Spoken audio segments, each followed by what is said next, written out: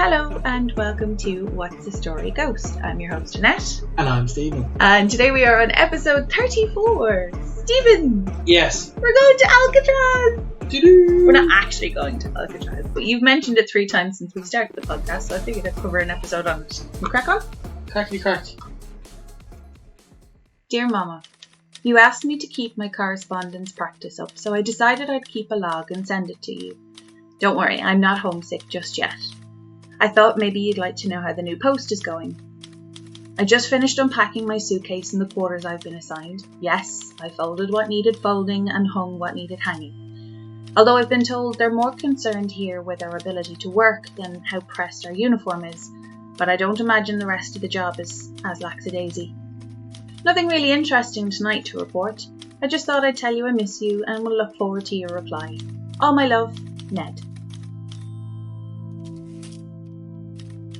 Dear Mama, it's quite full on here, learning all the drills and duties. Alcatraz is not like other places I've worked. I feel like a newbie. Some of the worst get sent here, so we have to count the prisoners up to 13 times a day. One of the more seasoned guards has taken me under his wing, and he's been showing me the ropes. I know you said it's just as important to be professional as it is to be friendly with my colleagues, so I've tried to socialise, albeit a bit hard on the island, but we do have a bowling alley. Some of the other officers' families live here on the island with them, so I'm attending a dinner party tonight. Wish me luck. Yes, I'm wearing a tie. All my love, Ned. Dear Mama, I know you won't have received my last letter yet, but I needed to get some words down on paper. I knew Alcatraz was old. I was never in any doubt of that. I knew it was used as a military fort in the 1800s, and maybe it's a bit of hazing from them, but the other officers were telling me at the dinner party tonight that the island is much older. Apparently Native Americans used to call it an evil island. They'd bring their people here as a form of punishment. They believed they'd be tormented by evil souls that roamed the island, and the especially bad ones would be left here to die, and then their souls would be tormented for eternity. I didn't think it was appropriate talk in front of the ladies at the dinner party, but they weren't fazed by it at all, as they've reportedly heard some disembodied voices themselves. I know it's not nice conversation for our letters, but I thought I would share it with you since you used to tell us your mother was a sensitive. I'll let you know if I see anything worth writing home about. All my love, Ned. Dear Mama, thank you for your reply. It means the world to me to receive your letters from home. I've never been surrounded by so many people and yet felt so isolated and lonely. One thing for sure I do appreciate is the food here. Some of the kitchen staff are from culinary backgrounds, and with that they take great pride in what they serve. Our meal times are a little different, but the prisoner's schedule goes as follows. Breakfast is at 6:45 a.m. That could be stewed fruit, cereal, milk, bread and coffee. Lunch is at 11:40 a.m, which is usually the biggest meal of the day and can be soup and meat, like a roasted pork shoulder or beef pot pie. It doesn't have a stitch on your pie, Mama, but it is a comfort eating something familiar. And then dinner is at 4:25 p.m, and that can include leftovers from lunch creatively put together, and then desserts like apple pie, cake or jello. Needless to say, I might look a little plumper the next time I'm home on leave. All my love, Ned. Dear Mama, I hope you're well. I know in your last letter you were saying you were under the weather. Not much to update in the line of spirits or apparitions here. It's been quiet, although that could be because I've been positioned on the solitary confinement section in cell block D. It's hard not to feel sorry for the unfortunate souls of these men. Solitary is the only place in the prison where the rule of silence is still mandatory.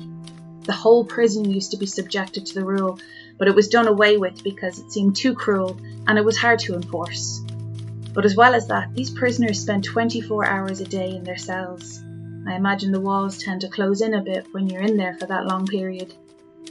So to stop the prisoners from going insane, they can leave their cell once a week to spend some time in the recreation yard.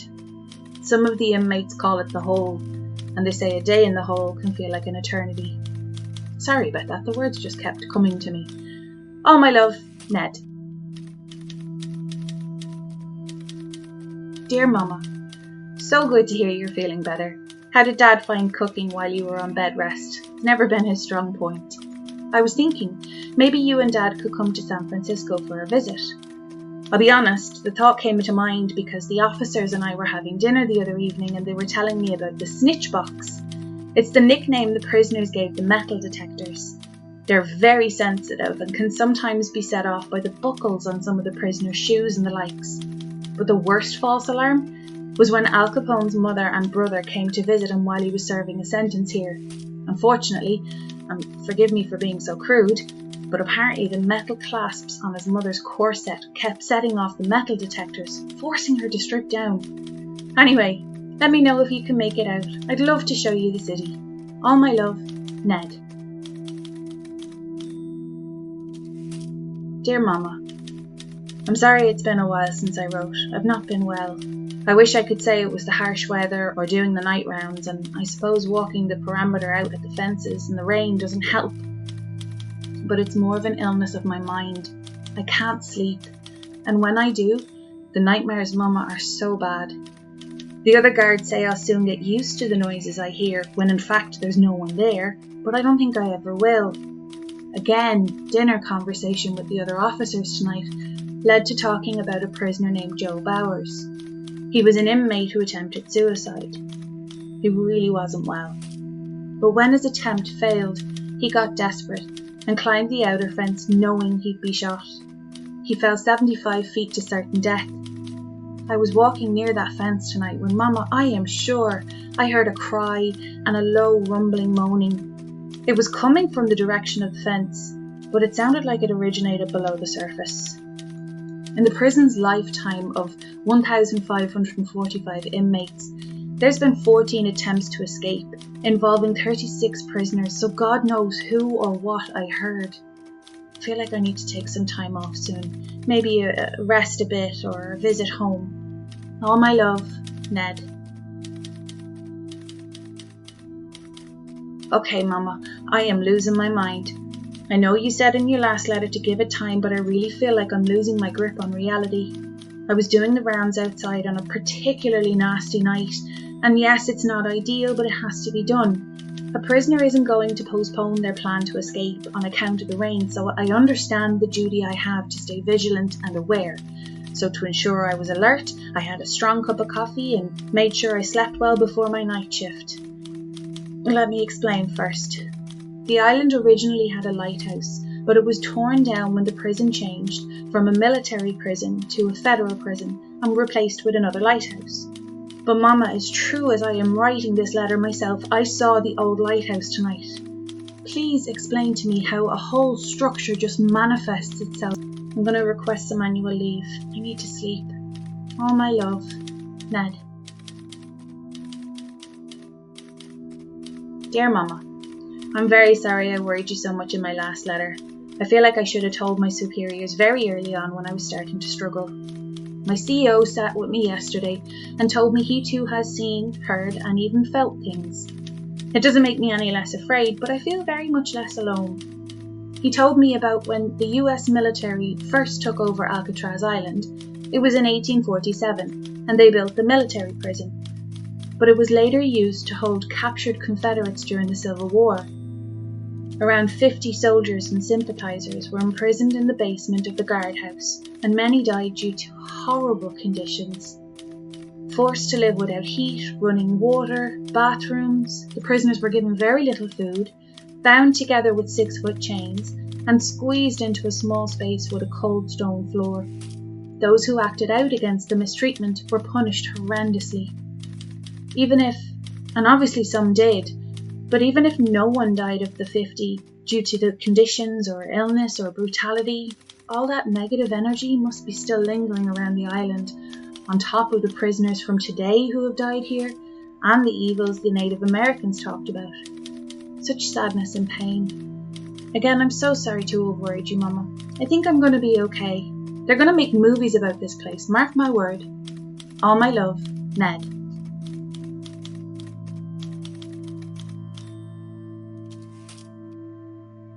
Alcatraz was a max security federal prison. It operated from 1934 to 1963, but something lived there long before it was used as a military fort, and even earlier than that. Most Alcatraz prisoners were kept in B blocks and C blocks, known affectionately as Broadway. This area has been said to be haunted by many visitors, guards, and park rangers. Despite hearing sounds of men running, night watchmen have found no one on the upper levels. It's also been reported that visitors have heard voices talking, moaning, or sobbing, noticed cold spots and strange smells in these areas. As well as visitors today witnessing ghostly events, prisoners reported seeing strange floating orbs, hearing whispers, and seeing doors slam even after they'd been closed. Some guards have reported seeing apparitions, including a group of Native Americans who mysteriously vanished. All the movies about great escapes or great historical documentaries really can't explain what those prisoners went through. The sense of dread, cold, and unease that people describe today are just feelings left behind by the prisoners whose footsteps you're walking in. What do you think of that story? That's really good. Yeah? Yeah. Are you happy to cover it? Yeah, I love Alcatraz. Yeah. I spent a lot of the time thinking about the movie. And that was the funny the letter bit. That he was like, I reckon they're going to write movies like this. And I was like, you are so right, Ned. I swear, I don't for one second think that it's an easy job. I think the mental strain on prison guards is, I wouldn't say glossed over, but kind of Hollywoodized. When we were covering Kilmainham jail, I fell down a rabbit hole of watching the documentary that was done on, I think it was RTE or something, about Mountjoy. Oh, yeah. And some of the prison guards there were saying Favorite quote from that? Oh, something about cheese. Oh, what was it? What was it? Cheese. Wasn't it Easter? No, it's not cheese that I'm thinking of. What is it? Cornflakes for breakfast. Oh, yeah. Cornflakes for dinner. I'm going to turn into a bleeding cornflake. No, but the guards there were saying that there's a very fine tipping balance that you have to have of being friendly with the prisoners to keep everybody happy and calm and somewhat sane. But then at the same time, you can't let it be seen that you're soft, because you're still there to keep order. You're still there because they're in prison for doing something they shouldn't have done. But I was trying to imagine nearly like an officer's log. And then I was thinking, well, if I was going to write to anyone, it'd be to write home to have something. Because when you move to the island, you don't just work on the island, you move to the island. I didn't know that. I did do a little bit of reading up on the movie. So there's two movies. I'm thinking of the one with Clint Eastwood. Oh, I don't know that one. That's what the main one is based on. So the escape of the four, well, it's supposed to be 4 men, but it's actually only 3 men that managed to escape. Oh, no, Escape from Alcatraz. Escape from Alcatraz. I have that. It's one of, it came as a box set with the DVD that I got for, guess what the film I'm talking about is? Papillon. Oh, really? Mm-hmm. That's cool. I must watch that, though, just to try and... Oh, yeah. But just for anyone who hasn't actually seen the movie, because I hadn't, it was in 1962. It was Clarence and John Anglin. They were brothers. Alan West and Franklin Morris. Franklin Morris was apparently the ringleader. He had an IQ of 133. He was in the top 2% of the population. That man was redonkulously smart. John and Clarence were brothers, as I said. They were born into a family of 13 children. The men had an ingenious plan, which included decoy heads. They made them from concrete, paint, hair, actual hair, because one of the guys had a job in the barbershop. And then they used makeshift tools. So you were lucky if you managed to get a spoon past the snitch box. Yeah. But the rest of it was just tools that they made out of things that you would never put together to make some sort of a little shovel. But what happened was, because they were all burglars, but non-violent, they kind of fell under the radar with the rest of the guards, because the guards were dealing with like murderers. So anyone who was non-violent, they just left alone. Yeah. So much so that the four men originally asked to be put beside each other, and the guys went, oh yeah, sure, no worries. So they got 4 cells side by side. In prisons, obviously, you're not going to have a vent with screws exposed that you could just remove and then whatever, but there was one. So what they did was they all dug a hole out of the vent in their own room, so that they could all basically meet up in the one directly underneath the vent with the no concrete. So they made covers for the holes in their room out of cardboard and paint and grate, and it was so elaborate. I actually had, because it went well last time, the pictures, I figured I would show you. I'm not 100% sure, too much information on Alan West. All I know is that he didn't make it because he misjudged the width of the hole that he carved. So when they all said, right, okay, we're all ready to go, he hadn't carved a hole big enough, couldn't fit through.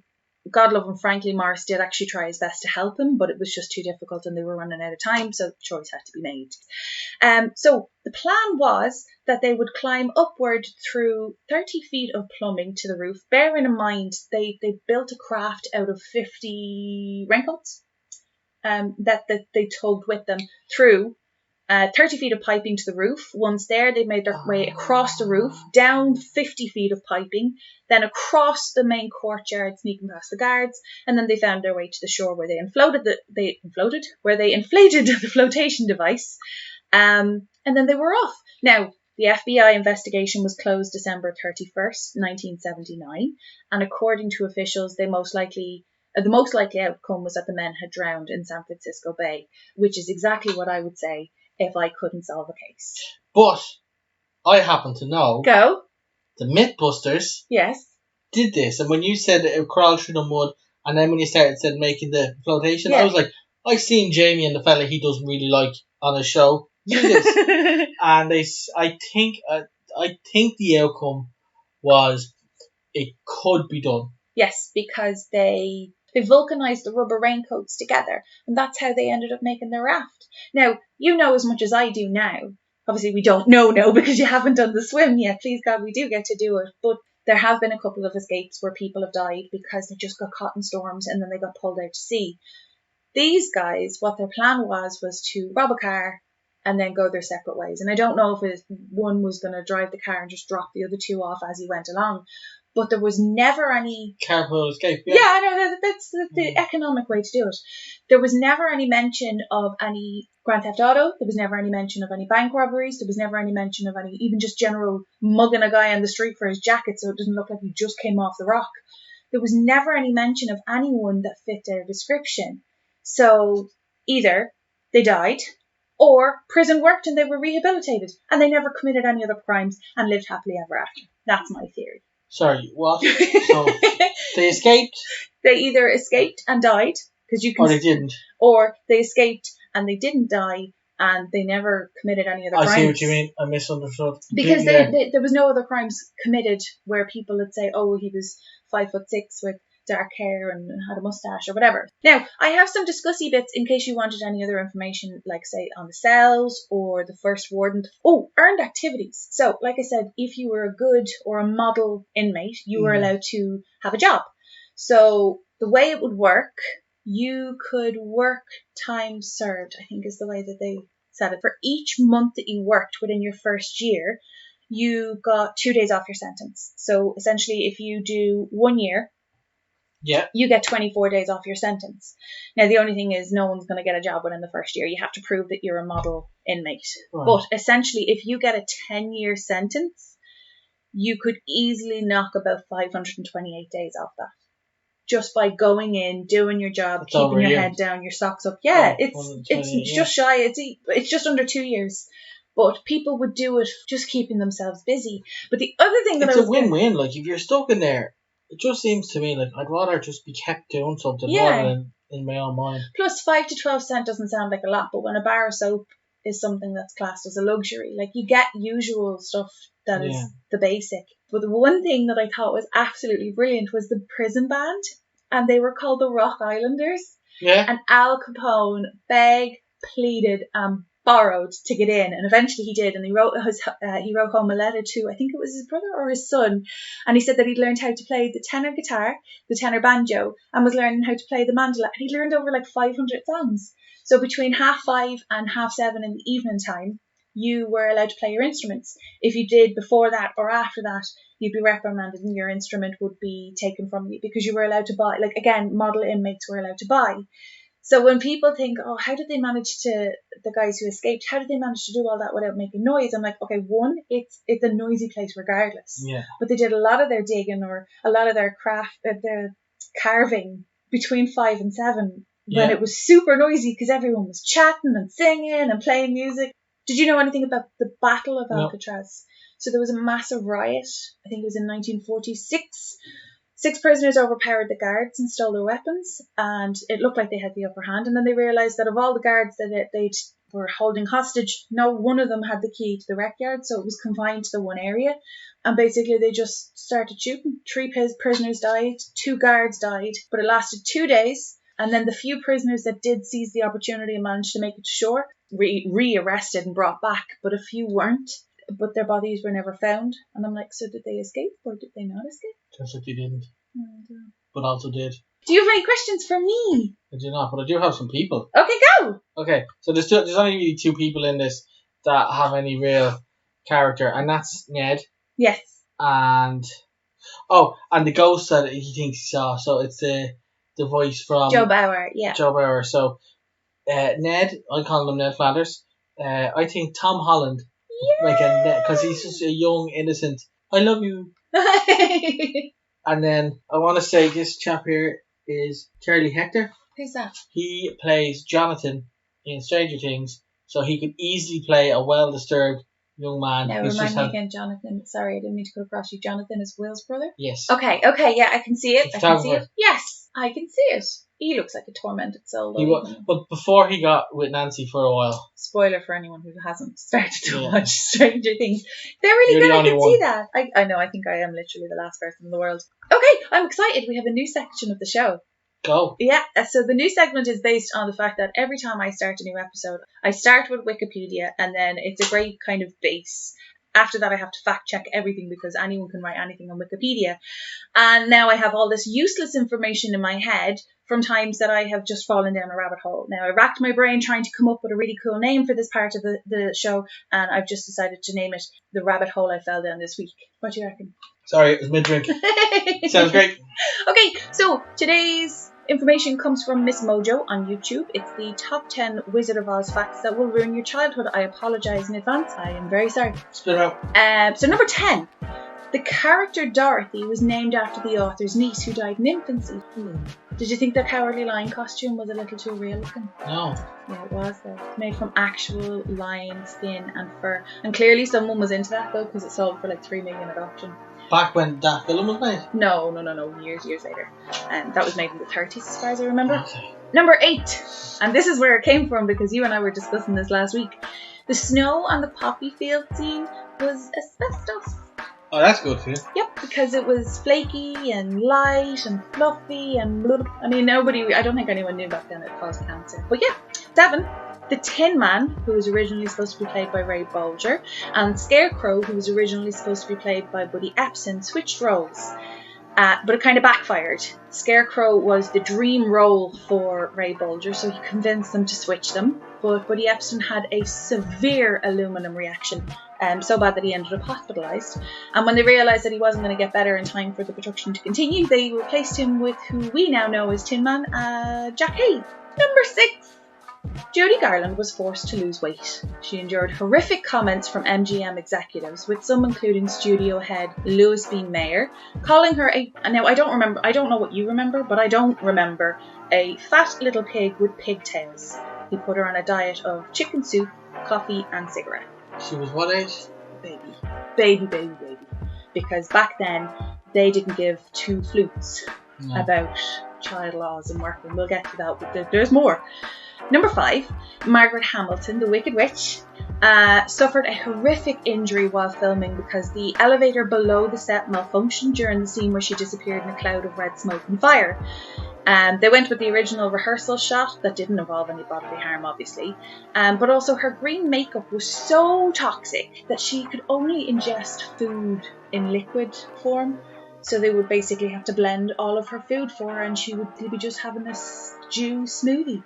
Why? Because the green paint? If she ate it, like if she had a sandwich and the green paint got on the bread. Oh, I see what you mean. They had to they had to throw bread sandwiches from afar. Don't let it hit your face. Yeah, they would have just blended everything, or she was just on pretty much the same chicken broth, I suppose, as poor old Dorothy. Number 4, director Victor Fleming slapped Julie Garland during the Cowardly Lion's big entrance. Julie Garland could not stop laughing. Fleming apparently felt so bad afterwards that he asked the crew to punch him in the face as punishment for his boorish behaviour. Instead, she pops up and plants a kiss on his nose. Because, like, welcome to the 30s, where you have to keep your manager or the director or the writer or whoever sweet, because if you screw up as a female actress, you're screwed. Yeah. But, like, you and I can attest to this. We have, 5.5 minutes of bloopers? Today, we have 5.5 minutes of today bloopers. But we have, 5.5 minutes of bloopers. And, yeah, we have a giggle and we have a laugh, and sometimes it's tongue twisters, and sometimes it's me saying something silly or saying something wrong or whatever. We get on with it, and that's fine. But I think back then the way they saw it was every single second we are shooting film is costing. So I don't know. I'm not making excuses for the man, but Number 3. Judy Garland became addicted to pep pills during filming. They were provided by her own mama. Yep, that'll do it. It is very well documented, her addiction to narcotics and alcohol throughout her career, but it actually started during The Wizard of Oz. Because what they would do is, to help her sleep, they'd give her downers, and then to wake her up, they'd give her uppers, but they'd give her so many of them so she could work 72 hours straight. And then she'd sleep, and then she'd wake up and do it again, and then she'd sleep and she'd wake up and do it again. And eventually it got to the stage where she had no idea how to fall asleep or wake up without some sort of medical assistance. I know. Number 2. The Munchkins were out of control. According to Garland's ex-husband, some of the male actors playing Munchkins would regularly show up to set hungover to bits and would act in a disorderly and extremely unprofessional manner, tormenting Julie Garland. On one occasion, one of them tried to put their hand up her skirt. They would drink in nearby bars after their shifts and get arrested, but because they were so essential to the film's most important scenes, the studio just kept bailing them out. So it got so bad that they just assigned someone to watch over them. And number 1, for all of our doggo lovers, Toto made more money than the Munchkins. Yeah. Isn't that the best way to end? Yes. Because all of the rest of the stuff was crap. So basically dogs were treated better than any of the actors or actresses. So those are our weird facts that I found during the week, the rabbit hole that I fell down. That's very good. Okay, I think we'll finish up there. Say words? Yeah, so thank you so much for listening to today's episode. If you have any questions on today's or any other episodes, please feel free to DM us on our Instagram. It's What's the Story Ghost. And if you have any personal stories of your own that you would like to share, our email is whatsthestoryghost@gmail.com. And on that note, exit jingle. Bye. Bye.